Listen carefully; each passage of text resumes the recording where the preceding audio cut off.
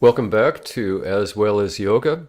This is the beginning of a series of videos that I had promised regarding different modifications that you can do for many of the well-known asanas.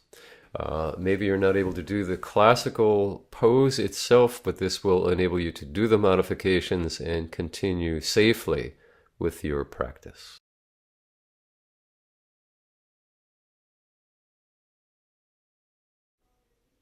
Many people have asked me about chaturanga.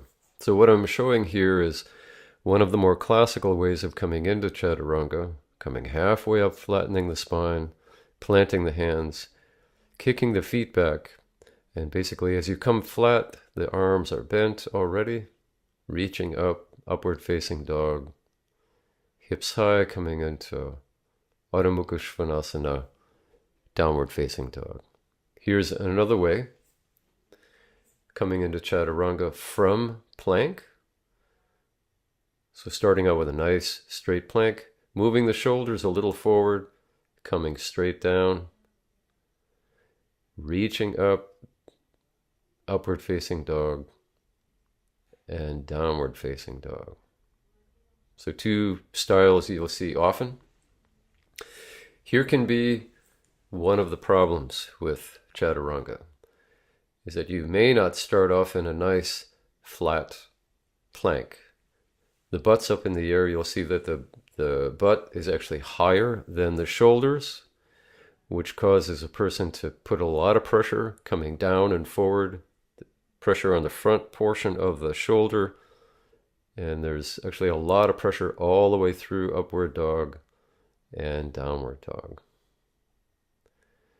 So here is one of the ways that I have used to modify that, if you do have a bit of shoulder strength, is to come into a nice flat plank. Come straight down with the shoulders, kind of just a couple inch bend with the elbows, and lift the heart kind of underneath the shoulders and up, keeping the back long, and coming back down to downward facing dog.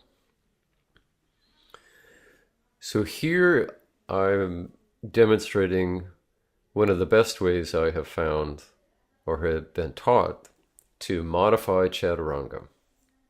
Come to a flat plank, lower the knees, come to the tops of the feet, then lower the torso all the way down to the mat. Ease yourself up to cobra. Keep the back long. Press into the hands, bend the knees, curl the back toes, hips high, coming into downward facing dog.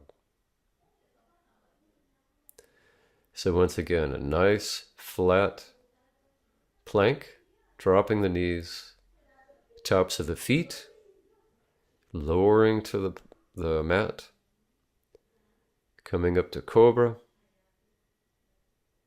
looking down at the mat, engaging the abdominals to the knees, and back up to downward facing dog.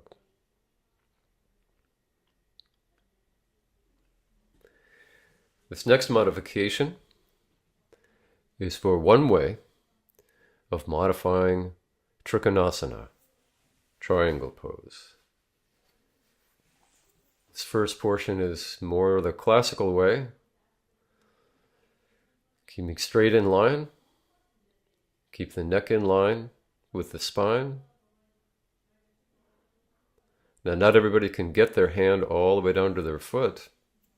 So one way of modifying that is to bend that forward knee, bring the elbow to it, stretch up through the upper arm. Once again, you're still neutralizing the spine and the neck. An easier way of doing triangle pose.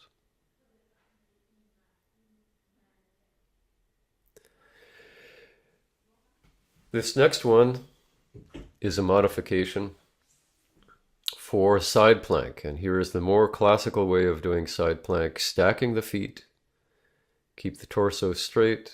Once again, neutralize the head and the neck, and looking up at the upward hand.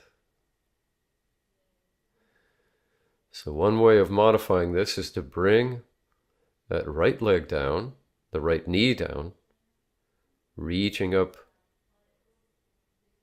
with the other arm and stretching out the top leg. Another way of doing this is to come to the knees.